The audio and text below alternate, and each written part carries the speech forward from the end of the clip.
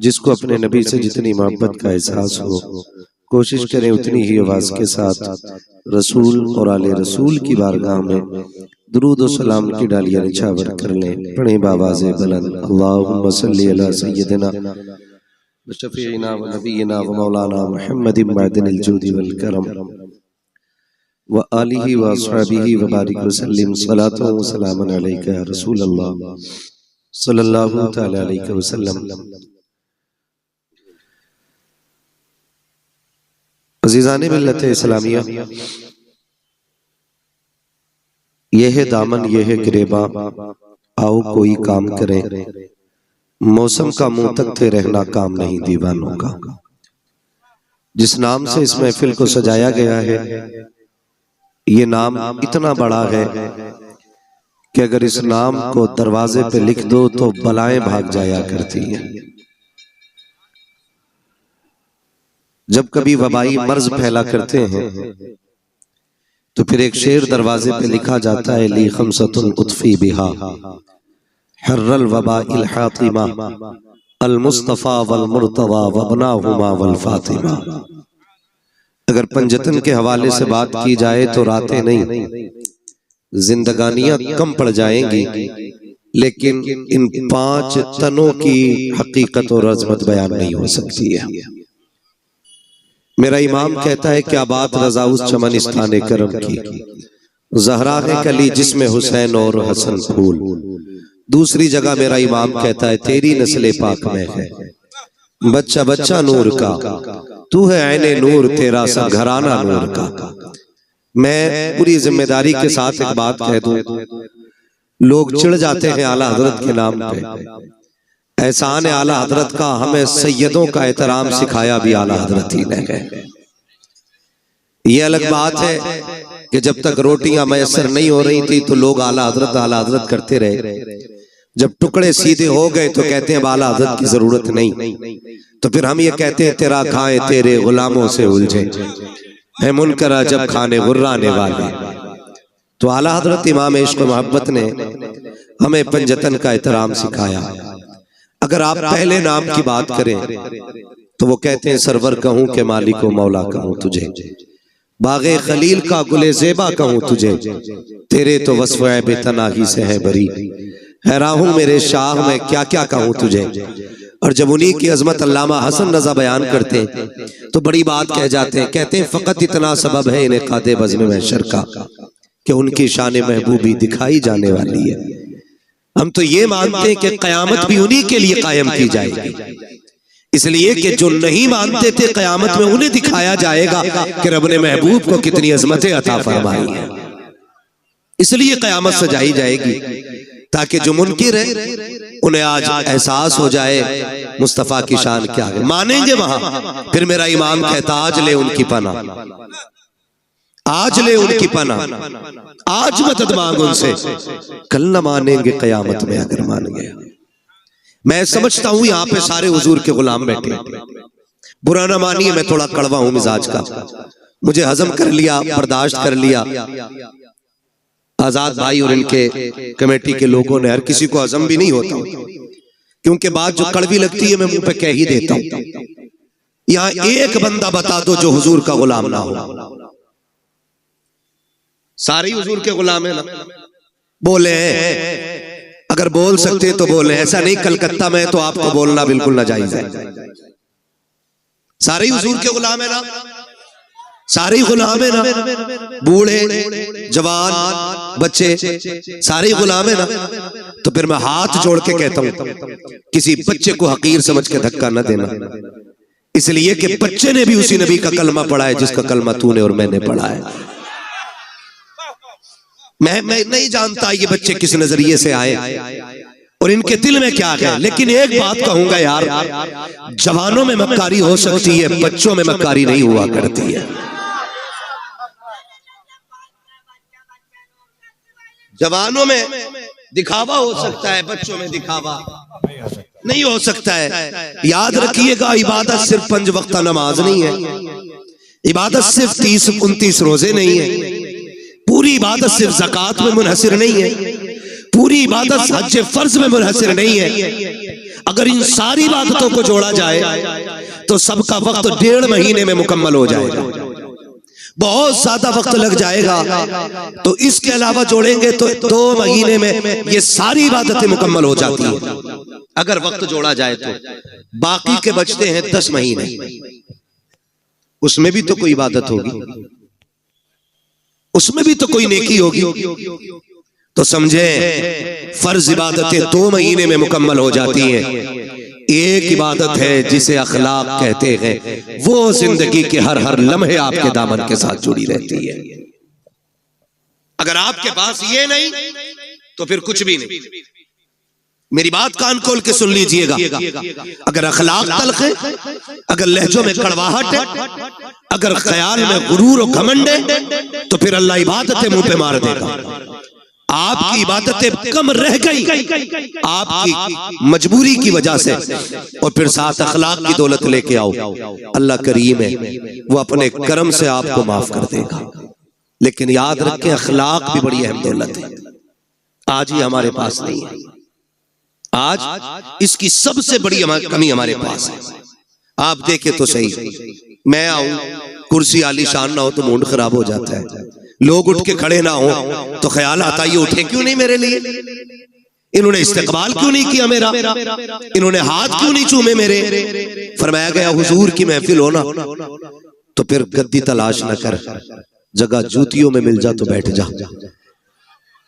इसलिए कि इस जमीन पे ताज वाले भी पगड़ियां उतार के आया करते हैं। ये इन महफिलों की अजमतें होती हैं, ये इन महफिलों की बरकतें होती हैं। लेकिन कड़वे इतने कि हम किसी को हजम करने तैयार नहीं, सख्त इतने कि किसी से नर्म लहजे से बात करने के लिए तैयार नहीं। ओ भाई, जिसे कोई मुंह ना लगाया करे उसे तुम मुंह लगा लिया करो। इसलिए फरमाया गया, जो किसी का टूटा दिल जोड़ देगा अल्लाह उसे बेहिसाब जन्नत अता फरमा देगा।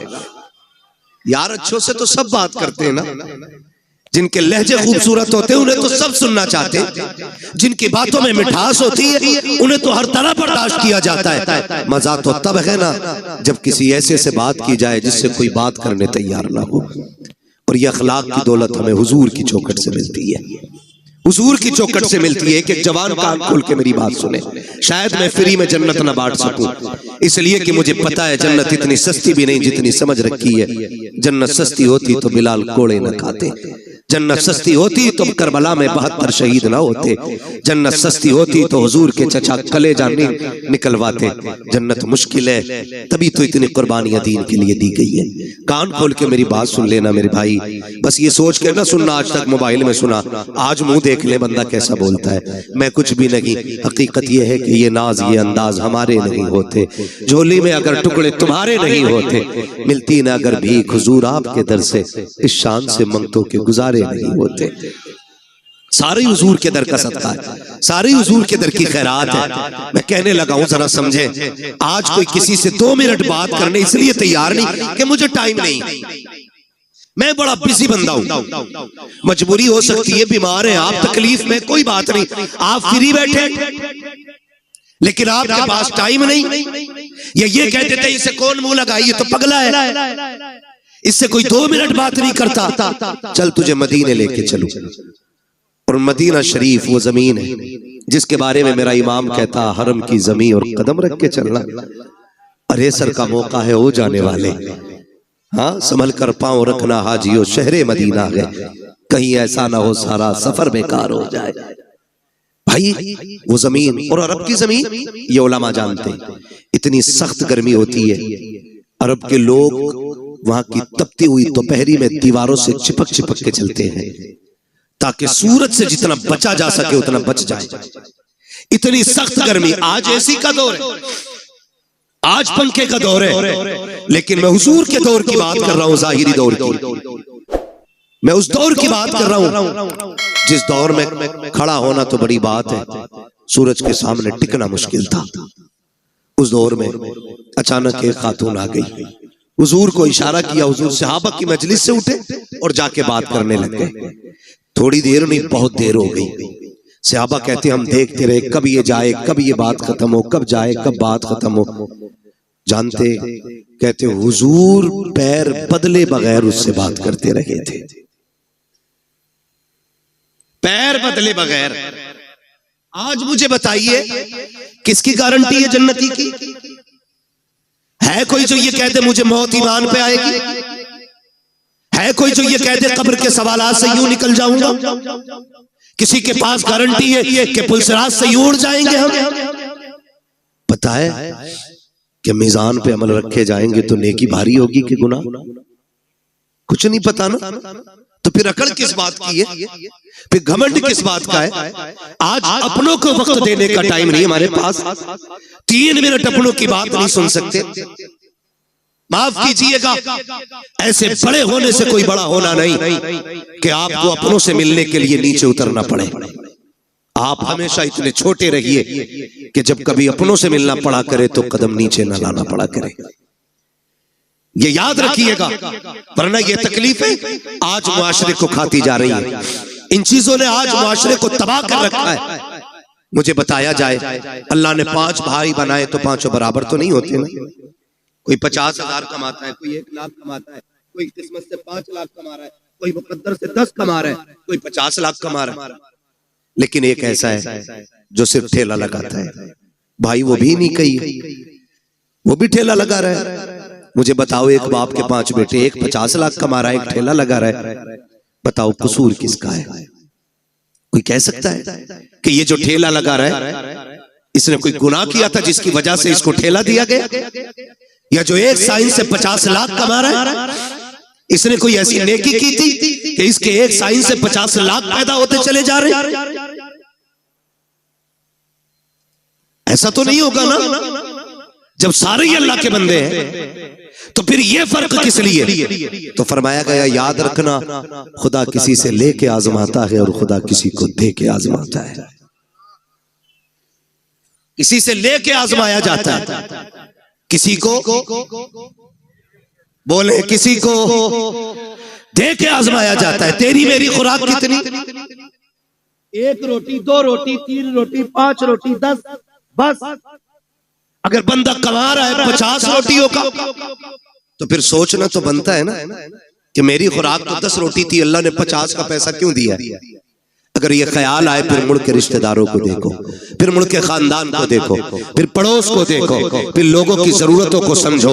अगर तेरे दरवाजे पे कोई जरूरतमंद रहता है, कभी एक वक्त का खाना उसे भी खिला दिया करो। अगर तुम्हारे पड़ोस में कोई गरीब रहता है, कभी उसके भी काम आ जाया करो। अगर तुम्हारे पड़ोस में ऐसे लोग रहते हैं कि जिनके पास दवा के लिए पैसे ना हो, तो अपने बच्चों के बर्गर पिज्जे छोड़ करके कभी किसी गरीब को दवा भी दिलवा दिया करो। लेकिन हो क्या गया कि हम अपनी कमाई की कसरत को अपना हुनर समझते हैं, फन समझ करके उसको तिजोरी में इकट्ठा करते हैं। और तुम्हें खुदा का वास्ता, अल्लाह कादिर मुतलक है, जैसा वो देना जानता है वैसा लेना जानता है। अगर देने पे आता है चप्पर फाड़ के देता है, अगर लेने पे आता है चमड़ियां उधेड़ के ले लेता।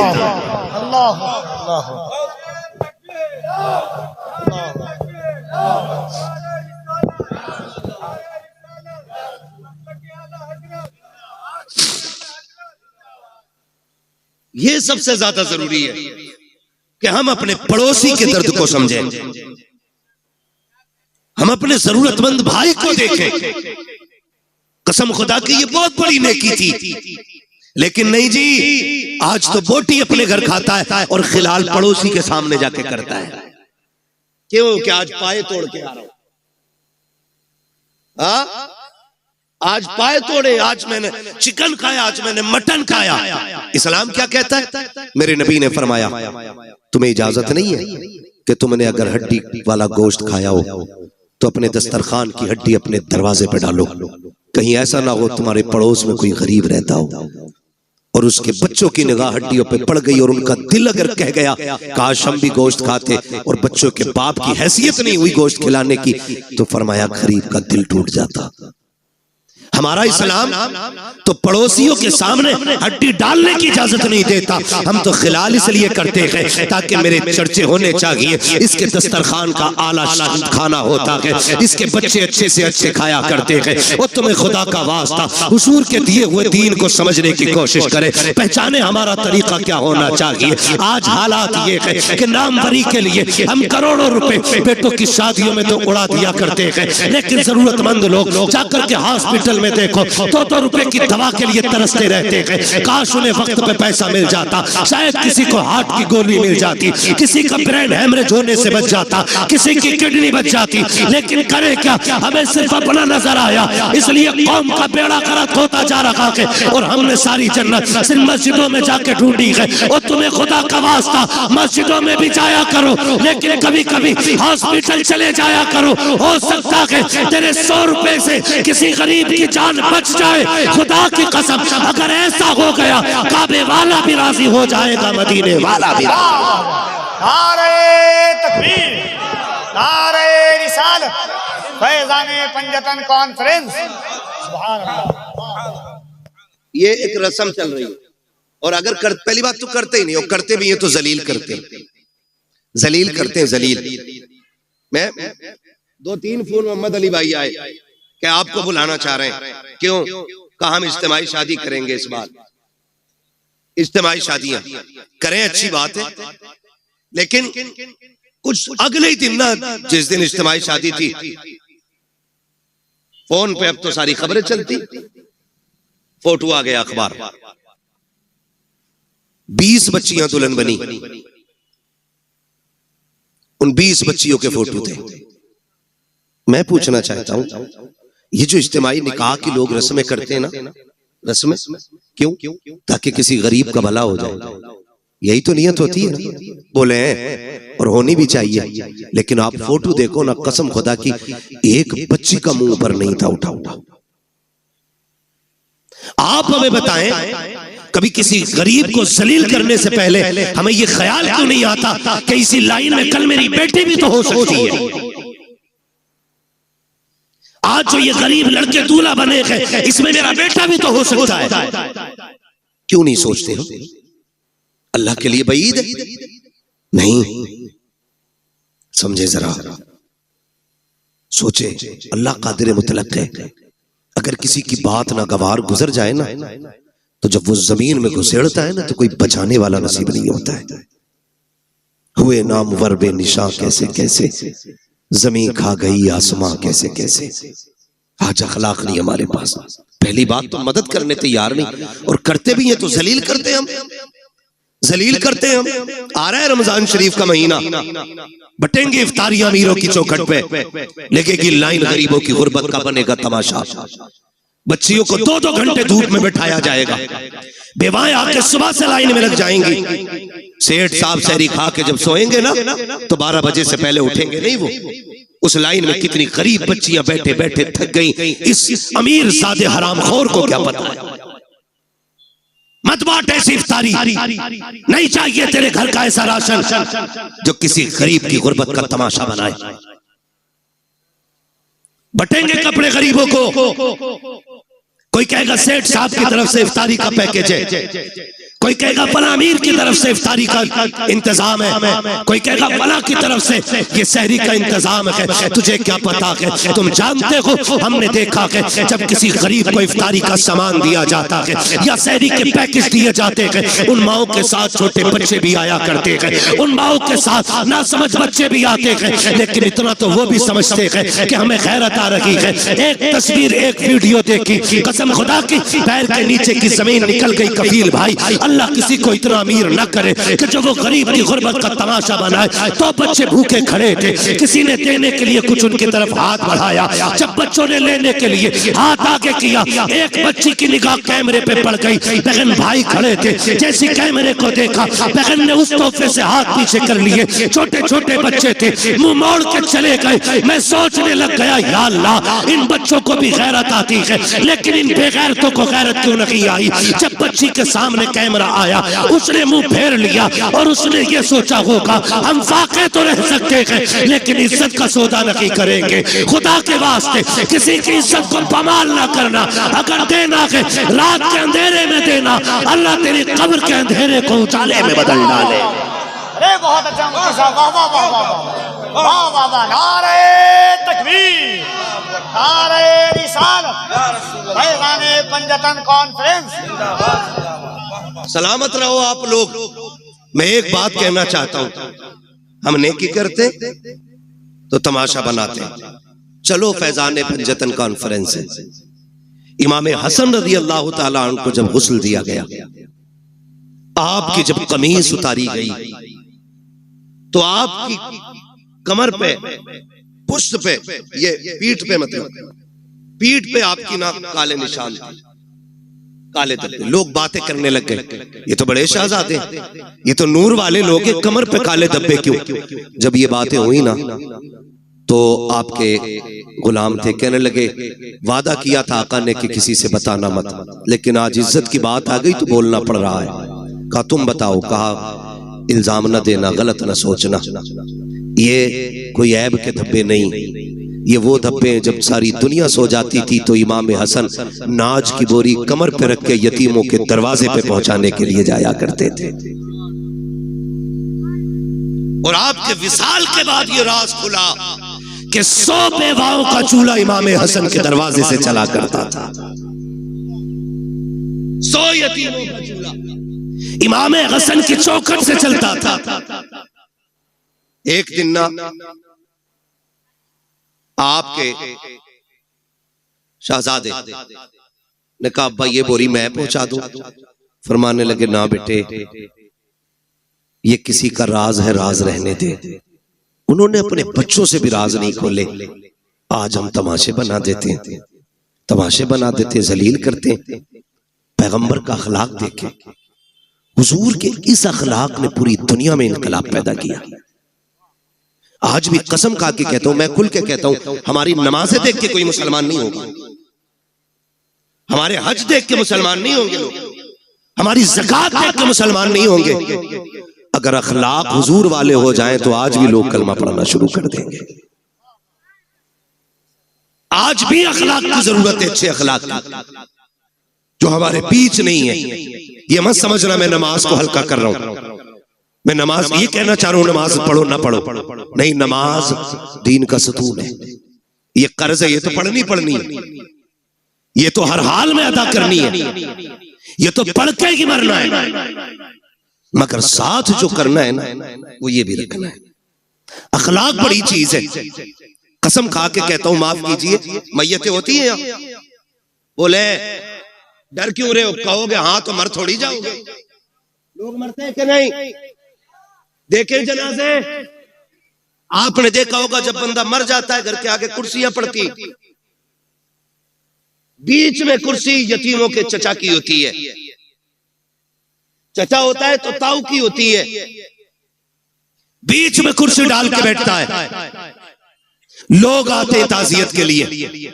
माफ कीजिएगा बहुत कड़वा बोल रहा हूं, शायद आपके मिजाज के मुताबिक ना बोल रहा हूं, लेकिन मेरा उसूल है, मैं आईना हूं, दिखाऊंगा दाग चेहरे के, जिसे खराब लगे सामने से हट जाए, मसला ही कोई नहीं। आज हमारी कंडीशन ये है, जब कोई यतीम हो जाता है तो सगा चचा यतीमों का कुर्सी डाल के बैठता है।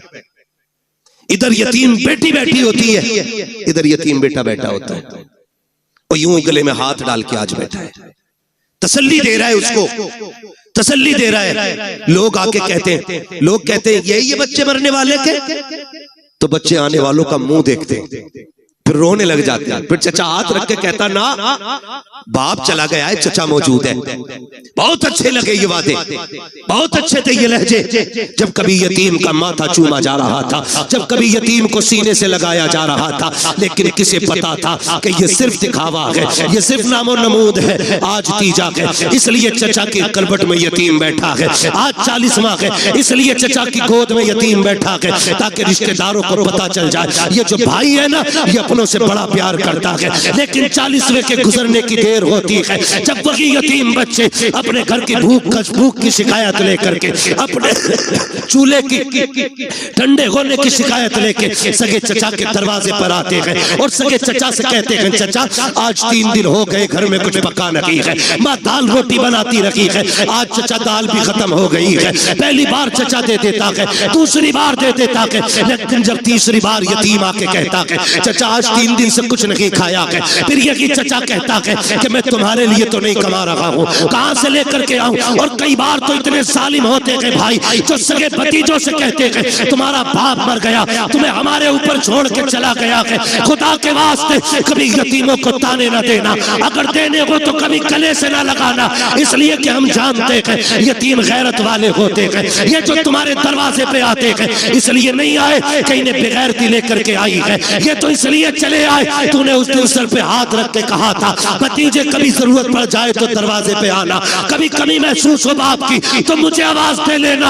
आज धक्के ना दे, या तो कल सीने से ना लगाता, या आज धक्के ना दे, तुझे क्या पता यतीमी का दर्द क्या होता है, तू क्या जाने बाप की जुदाई का दाग क्या होता है। उनसे पूछो जिन्होंने बाप को कब्रिस्तान पहुंचा दिया है, खुदा की कसम जब ईद आती है जमाना हंसता है, यतीम रोया करते हैं, जब बकरीद आती है जमाना मुस्कुराता है, यतीम रोया करते हैं। खुदा की कसम सेगरा बंधना बड़ी बात है, अगर बाप ना हो जमाना मुस्कुराता है, यतीम रोया करते हैं। तुम्हें क्या पता यतीमी दाग क्या है, यतीमी कहते किसे है। आ तुझे कहानी बताऊं, मुस्तफा जाने रहमत का दौर है, ऐलान नबुव्वत का इब्तदाई हिस्सा है, आका करीम ने ऐलान नबुव्वत किया है, अल्लाह अकबर, इस्लाम हक़ानियत की बुनियाद पर फैल रहा है। उसी दौर में मक्के की धरती पर हाल ये था कि जहां जमीन भी पत्थर की थी, लोगों के दिल भी पत्थर के थे, कोई किसी के दर्द को समझने तैयार ना था, हालात बड़े नागुफ्ता भी ही थे। उसी दौर के अंदर एक बच्चा खुदा की कसम अपनी माँ के पास जाके कहता है, अम्मी अब मैं समझदार हो गया हूँ, तू बेवा है मैं यतीम हूँ, देख तेरे बदन पे जो लिबास है ना ये इतना फट गया है अम्मी कि मुझे देखते हुए हया आती है, इस पे पैबंद लगा ले। माँ ने कहा था बेटे जब से तेरा बाप गया है मुश्किल से खाना मिलता है, दोपहर खा लिया तो शाम नहीं, शाम खा लिया तो दोपहर नहीं, बेटे पैबंद का कपड़ा कहाँ से लाऊं। जब बच्चे ने इतना सुना कहता अम्मी इजाजत दे तो मैं चचा के दरवाजे पे न चला जाऊं। उसने कहा बेटे ये मक्का है, यहाँ किसी को किसी के दर्द से मतलब नहीं है, ना जा, वहां से रोने के सिवा कुछ नहीं मिलेगा, दर्द मिलेगा और कुछ नहीं मिलेगा। बच्चा ने कहा माँ हो तो सकता है कि कभी मुझे देख के उसके सीने में भाई की मोहब्बत जाग जाए, ये भी तो हो सकता है मेरे चेहरे को देखे तो मेरे बाप की याद आ जाए। अम्मी इजाजत दे। माँ ने ना चाहते हुए भी बच्चे के इसरार पे बच्चे के सर पे हाथ रखा, बेटे अगर तू कोशिश करना चाहता है तो जा जाके कर ले। जब बच्चा चचा के दरवाजे पे आया, दरवाजे पे दस्तक दी, अंदर से चचा निकला, देखा भतीजा खड़ा है, कहा कैसे आए हो। उसने हाथ जोड़ के कहा देख आज तक वाकई में कट गई, हमने कभी रोटी नहीं मांगी, हमने पूरी जिंदगी काट दी, आज तक तुझसे सवाल नहीं किया। चचा एक मोहताजी ले आई है, मजबूरी में आना पड़ा है। कहा कौन सी मजबूरी। कहा मेरी माँ ने जो कपड़े पहन रखे हैं वो इतने फट चुके हैं कि बदन जगह जगह से दिख रहा है, इसलिए आया हूँ एक चादर दे दे ताकि माँ का बदन छुप जाए। जैसी इतनी बात बच्चे ने कही है, चचा ने धक्का दिया, कहा तेरा बाप मेरे ऊपर बोझ बना के गया था, नहीं है तुम्हारे लिए एक बूटी कौड़ी भी। बच्चे ने बदन झाड़ते हुए कहा सच कहा था मेरी माँ ने, यहाँ कोई किसी का दर्द सुनने वाला नहीं है। जब बच्चा रोता हुआ चला, रास्ते में हुजूर के सहाबी से मुलाकात हो गई, हाथ पकड़ा, कहने लगे बच्चे बात क्या है। उसने कहा मैं दर्द का मारा हूँ, मेरा दर्द मेरे सीने में रहने थे। कहा नहीं बता तो सही, शायद मैं तेरे काम आ सकूं। जब बच्चे ने इतनी बात सुनी है, कहता क्या करोगे, लोग रो के सुनते हैं, हंस के उड़ा देते हैं। उसने कहा बता तो सही बात क्या है, रोया क्यों है, हो सकता है तेरे मर्ज का इलाज मेरे पास हो। बच्चे ने सारी बात बताई। कहा माँ के बदन के कपड़े फट गए, सगे चचा से चादर लेने गया था, उसने धक्का दे के भगा दिया। जब इतना सहाबी रसूल ने सुना के मुस्कुराने लग जाते हैं। उसने कहा यार मैंने पहले कहा था, लोग दुख सुन के हंसा करते हैं, वाकई तूने वैसा किया है। सहाबी ने कहा था नादान, मैं तेरे दुख सुन के नहीं मुस्कुरा रहा हूँ। कहा फिर, कहा मुझे तेरे दुखों का इलाज मिल गया है इसलिए मुस्कुरा रहा हूँ। कहा कहना क्या चाहते हो। कहा तुझे जो चाहिए, एक चौखट ऐसी है जहाँ से कभी किसी को खाली नहीं लौटाया जाता है, अगर जाना है उस चौखट पे चला जा। बच्चे ने कहा चौखट किसकी है। कहा उसे मोहम्मद रसूलुल्लाह कहा जाता है। कहा किस महल में कहता है कम महल तो नहीं, चला जा खुदा के हरम में बैठा होगा, जाके उससे मांग लेना।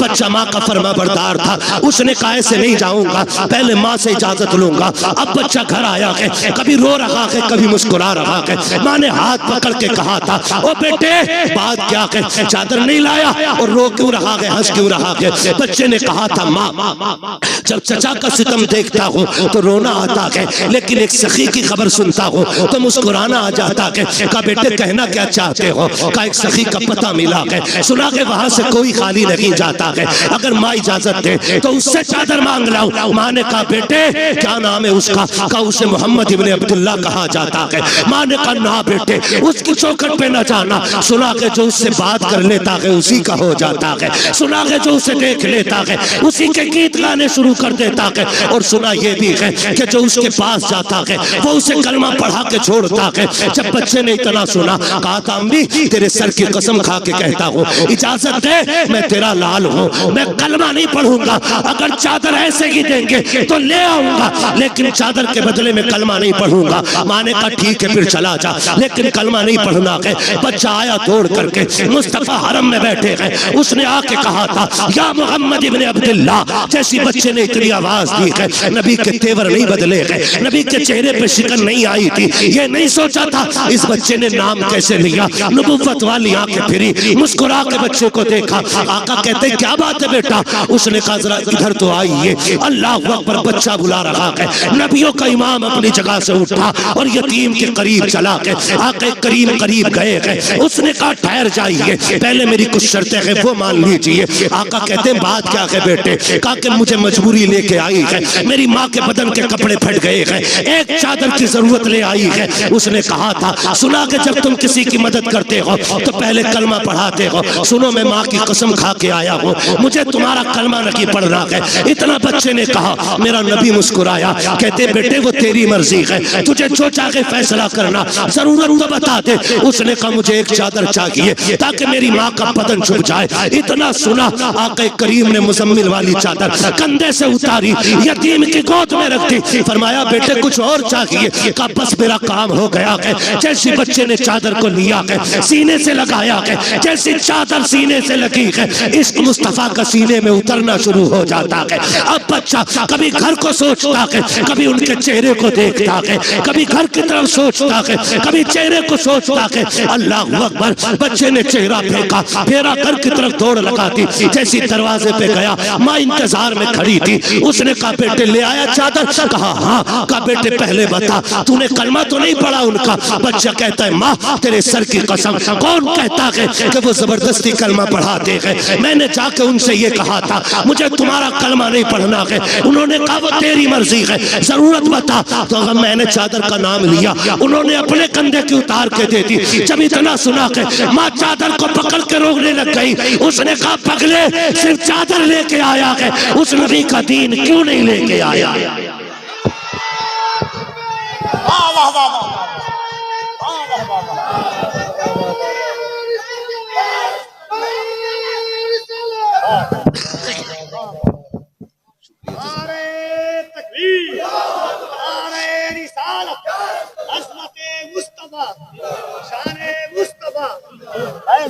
पंजतन कॉन्फ्रेंस।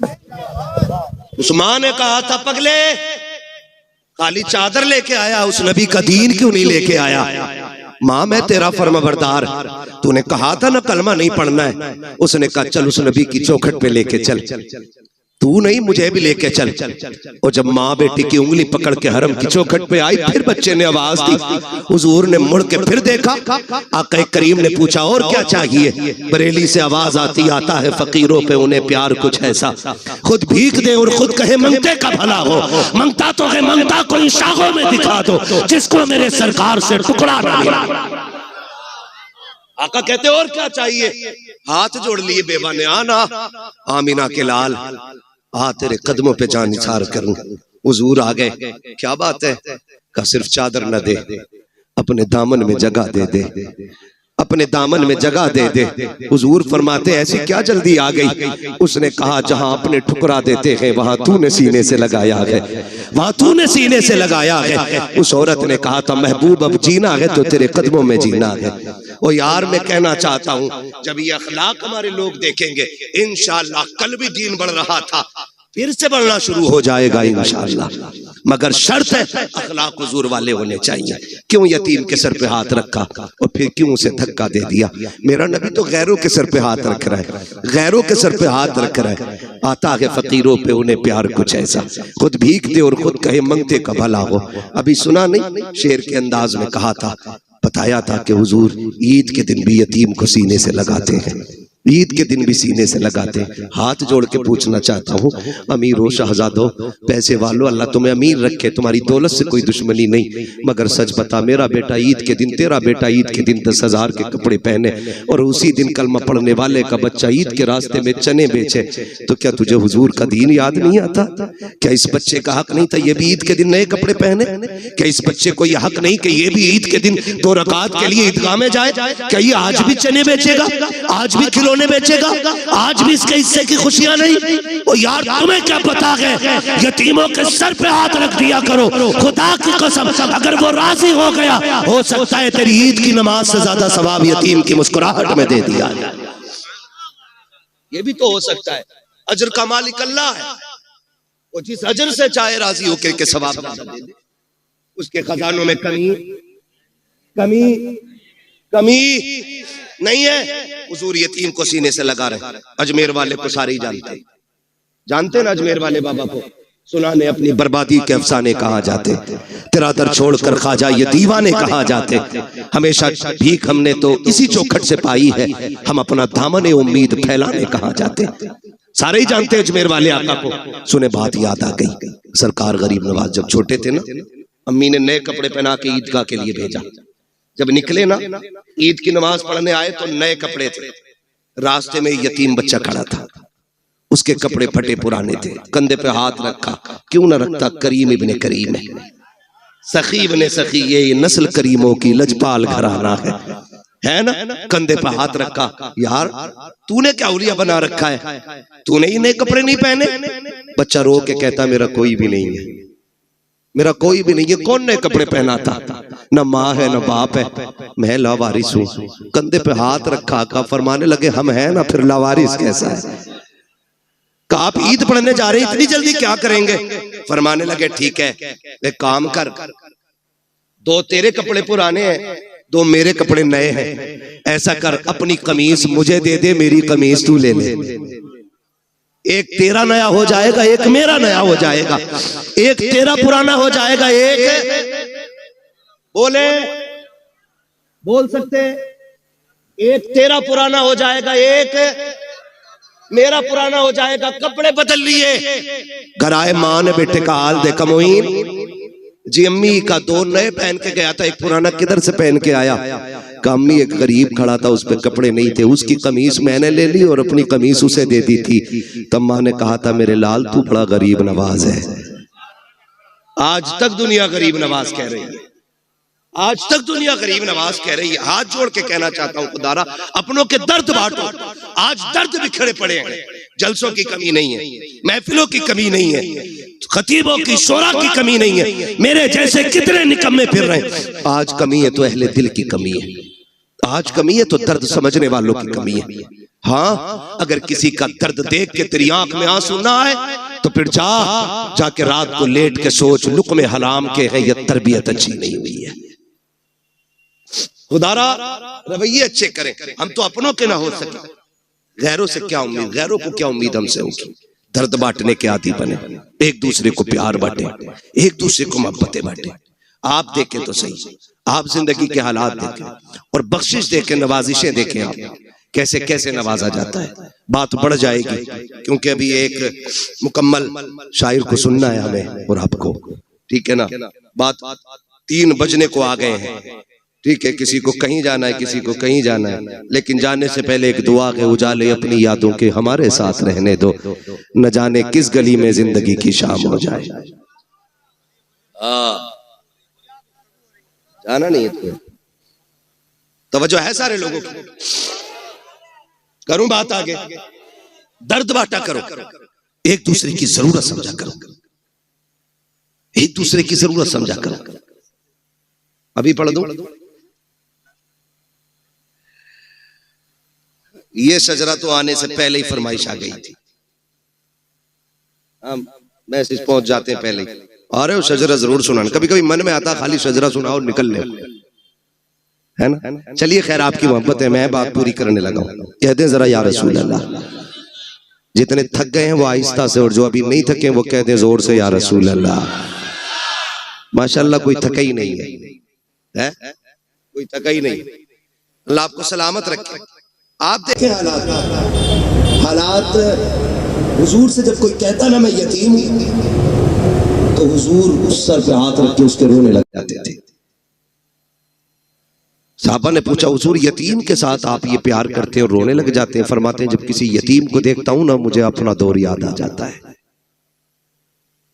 इसलिए आपसे मेरी गुजारिश है, अल्लाह तौफीक दे, अपने रिस्क में यतीमों का हिस्सा रखिएगा, अपने हिस्से में, अपने रिस्क में बेवाओं का हिस्सा रखिए, और अल्लाह के नाम पे तिजारत कीजिए। कसम खा के कहता हूं कलकत्ता के समंदर की मछली भी आपको उतना नफा नहीं देगी जितना रब के नाम पे की गई गरीब से तिजारत आपको नफा दे जाएगी। ये याद रखिएगा। लोग समझ नहीं पाते इन पे इतने पैसे क्यों आ रहे हैं, इन पे इतने क्यों आ रहे हैं। ये तो देख ये लगा किधर रहा है, कोई तो अमल होगा ना। पूछ कभी तन्हाई में आकर के क्या करते हो जी, तो कोई ना कोई ऐसा अमल इन लोगों का जरूर मिलेगा जो पता चलेगा कि वो अल्लाह से तिजारत करके बैठे हैं। खुदा आपको सलामत रखे। ये नस्ल करीमों की लजपाल घराना है। हुजूर ने सबसे प्यार किया। सहाबा फरमाते औरत आ गई, सारे लोग उसको पागल कहते थे। बहुत देर तक हुजूर से बात करती रही। जब वो चली गई तो सहाबा ने कहा हुजूर आपका वक्त बड़ा कीमती है और आप एक पागल औरत से इतनी देर तक बात करते रहे। मेरे नबी ने मुस्कुरा के कहा दुनिया उसे पागल समझ कर ठुकराती है, क्या मैं भी उसे मुंह न लगाऊं? आका फरमाते जिसे कोई सीने नहीं लगाता उसे आमिना का लाल सीने से लगाने के लिए आया है। ये अखलाक पैदा करें, ये दिलों में गुंजाइश पैदा करें, अपनों के लिए जगह बनाएं। और खैर रह गई हुजूर की बात, हमसे उनकी बराबरी तो नहीं हो सकती। उनकी नकल करने की कोशिश करें। अगर नकल भी मकबूल हो गई तो इंशाअल्लाह बख्शिश की जमानत हो जाएगी, बख्शिश की जमानत हो जाएगी। ये कोशिश कीजिएगा, वरना उनकी सखावत हातिम ताई का पोता, हातिम ताई का पोता इमाम हसन से मुलाकात हो गई। हातिम ताई के पोते चेहरा देख के कहने लगा, पहली मुलाकात थी, उसने पूछा यार ये किसी बादशाह का बेटा है क्या? कहा क्यों? कहा चेहरा बता रहा कि जैसे महलों में पला है। किसी ने कहा नहीं ये बादशाह का नहीं, नबी की बेटी खातून जन्नत फातिमा ज़हरा का बेटा है। उसने जब इतना सुना कि हुजूर का नवासा है, वो आया करीब और कंधे पे आके हाथ रखा, कहने लगा मुझे पहचाना? अब ये कितने बेनियाज लोग हैं। कहने लगे तुझे पहचानने से मतलब भी क्या, हम क्यों पहचाने? उसने कहा मैं हातिम ताई का पोता। तो आपने फरमाया होगा। कहने लगे आप अपना तारुफ कराएं। फरमाने लगे हमें तारुफ की जरूरत नहीं, हमें कायनात का जर्रा जर्रा जानता है। वो और चिढ़ गया। उसने कहा अच्छा ये बताओ तुम्हारे दादा बड़े थे कि मेरे दादा बड़े थे? तो आप फरमाते तेरे दादा को कौन जानता है, मेरे नाना के चर्चे तो अर्शों पे हुआ करते हैं। चुप हुआ। उसने फिर सोचा अगली बात क्या कहूं।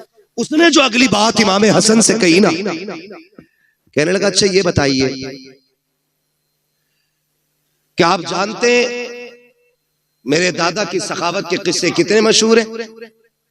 फरमाने लगे कितने मशहूर हैं? उसने कहा दुनिया जानती है, मेरे दादा के महल के 7 दरवाजे थे। कितने बोले? 7 दरवाजे। अब फिर का सखी इतने बड़े थे कि अगर फकीर आता पहले दरवाजे पे आता, वहां से भी भीख दे दी जाती। फिर वही फकीर दूसरे दरवाजे पे आता। का इतना सखी था मेरा दादा कि धक्का नहीं देता, भीख देता था। का फिर वही फकीर तीसरे दरवाजे पे आता। का फिर धक्का नहीं मिलता, भीख मिलती। का एक एक करके 7 दरवाजों पे जाता था, भीख दी जाती थी। का मेरा दादा इतना सखी था, 7 दरवाजों से भीख देता था। मेरा इमाम मुस्कुरा के कहता, ये भी कोई सखावत है? उसने कहा, कहना क्या चाहते हो? कहा कि सुन, तेरे दादा के महल के 7 दरवाजे, और एक फकीर पहले दरवाजे पे मांगता, फिर दूसरे पे, फिर तीसरे पे। फरमाने लगे दूसरे पे तभी जाता था ना जब पहले से जरूरत पूरी नहीं होती थी। ये भी कोई सखावत है कि दूसरे दरवाजे पे तब गया जब पहले से जरूरत पूरी नहीं हुई। और कंजूस इतना बड़ा था तेरा दादा कि दूसरे से भी भला पूरा नहीं हुआ, फिर वो तीसरे पे आया। का तीसरे से भी जरूरत पूरी नहीं हुई। का हद तो ये है कि दरवाजे खत्म हो जाते थे, जरूरत खत्म नहीं होती थी। का ये तेरा दादा है और एक मेरा नाना है, 7 दरवाजे नहीं, एक चौखट है, और एक चौखट से जिसे एक बार दे देता है उसकी पुश्तों को कभी मांगने की जरूरत नहीं पड़ती।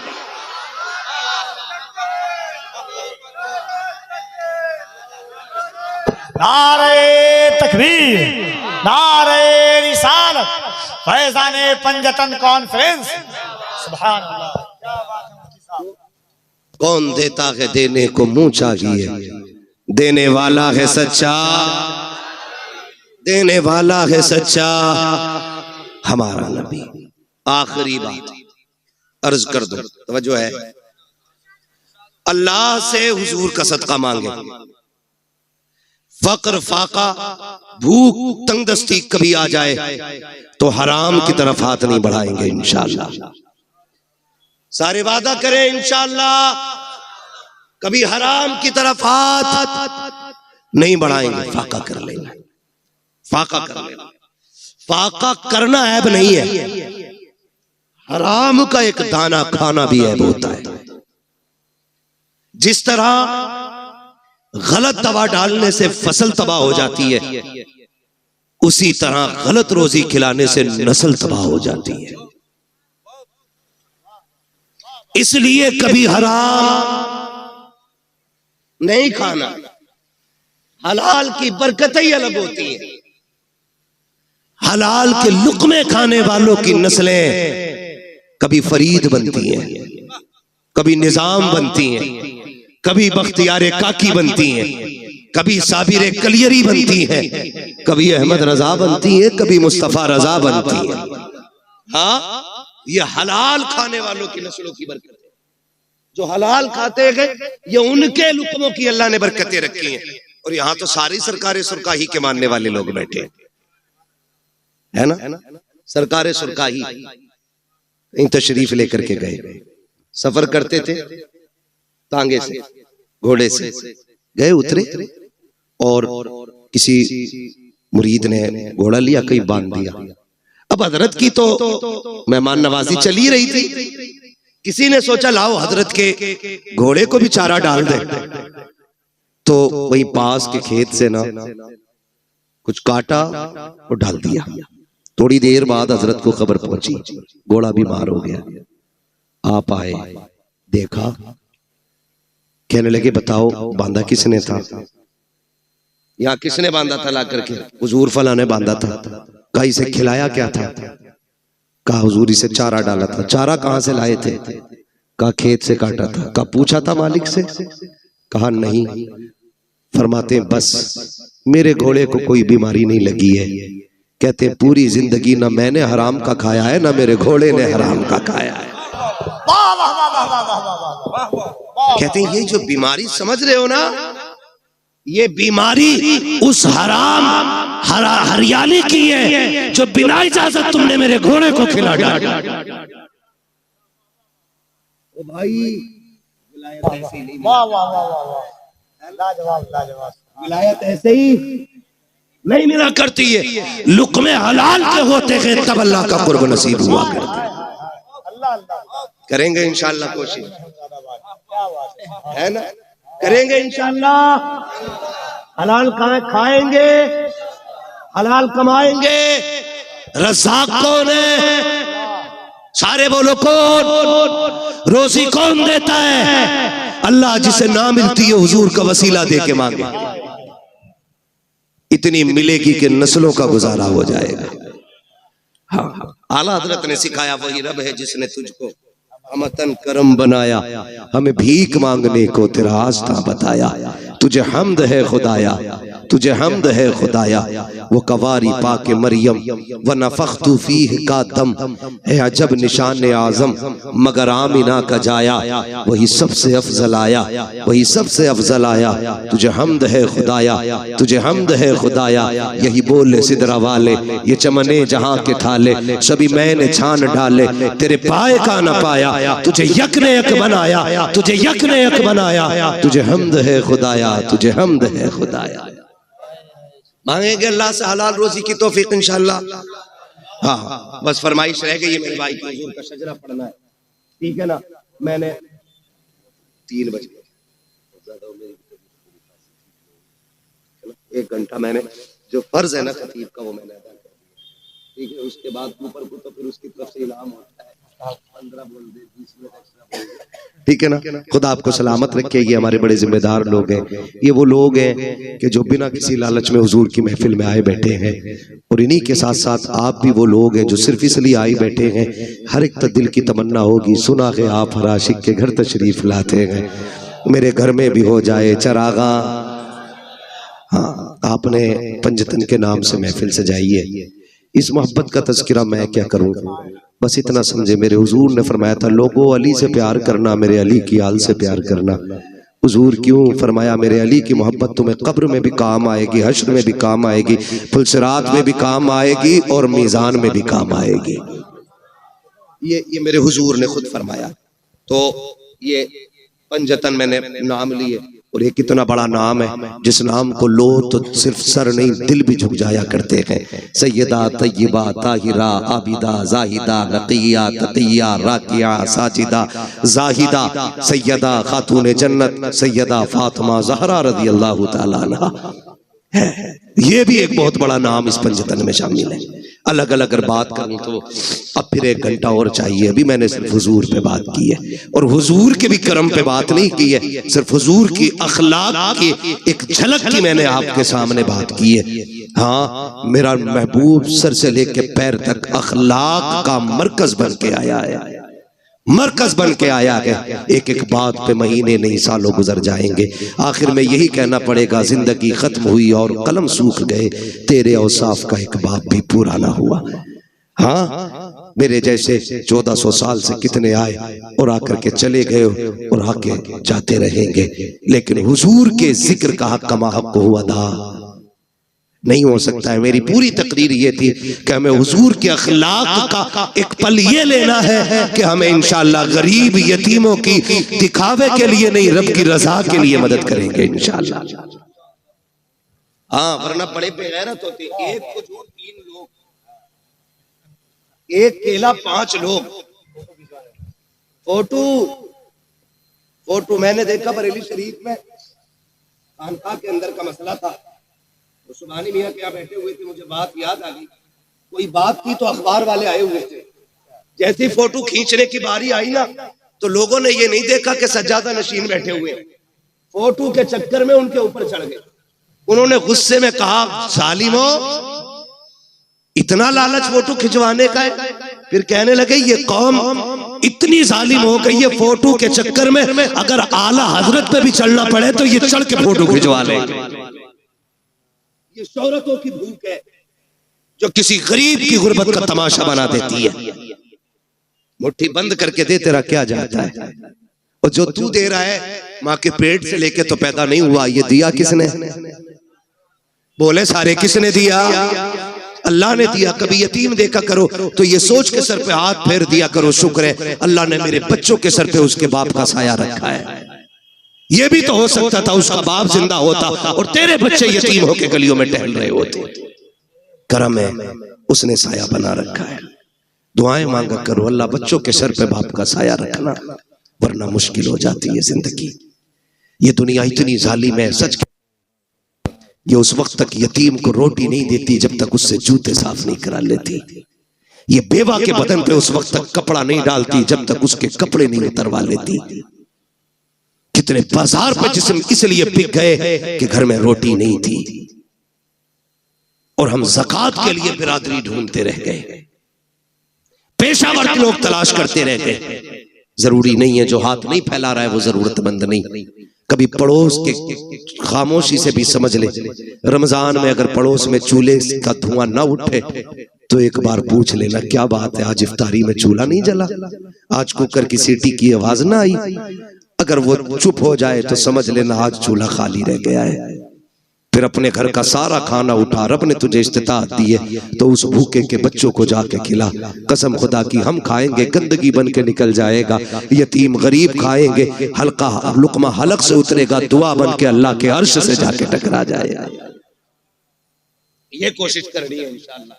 ये आज मेरी पूरी तकरीर का इतना निचोड़ है, जितना मैंने कह दिया आपसे करेंगे इंशाअल्लाह, और रोजी भी खाएंगे तो हलाल खाएंगे इंशाअल्लाह। उम्मीद है यहाँ जितने बैठे हैं हलाल वाले बैठे होंगे, इसलिए कि हुजूर की महफिल में हराम खाने वाले नहीं आया करते हैं। यही उम्मीद की जाए ना। अब ठीक है, जिन्हें शजरा सुनना जरा बोल दे सुभान अल्लाह। इतनी जोर से कहने पे तो मैं नमाज जनाजा नहीं पढ़ाऊंगा। आप तो शजरे की बात कर रहे हो, ऑपरेटर साहब ईमानदारी से अब इसकी आवाज बढ़ा दो, है ना, वरना हमारी आवाज इतनी घट जाएगी कि मौलवी कम